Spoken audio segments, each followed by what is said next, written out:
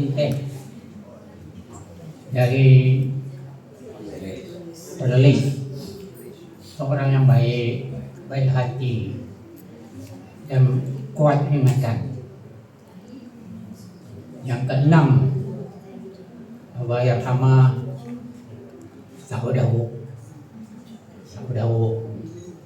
Beliau bertugas dengan kita, kemudian beliau join saya di Universiti Islam Antarabangsa di Gombak.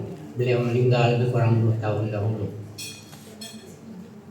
Kemudian Daud Silo, itu mungkin orang dia dari Universiti Malaya juga.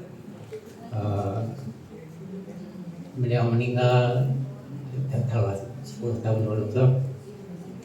Kemudian Datuk Nasir, graduate of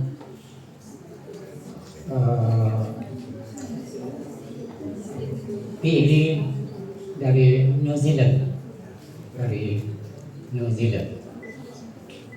Kemudian tidak ada Musa Abu Hassan,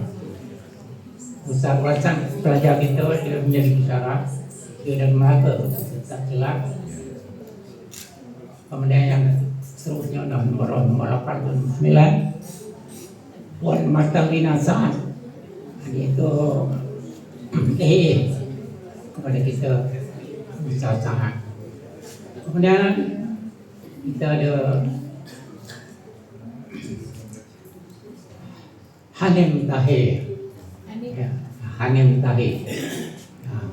juga telah meninggalkan kita, dan beberapa lagi lah nama-nama yang telah disebutkan. Saya meninggalkan UPM pada tahun 1991, masuk 69, artinya lebih kurang 22 years, 22 years di UPM. Saya dijemput untuk memasuki Universiti Islam Antarabangsa UIA untuk menubuhkan jabatan komunikasi pertama di universiti itu. Saya bertugas pada tahun 1991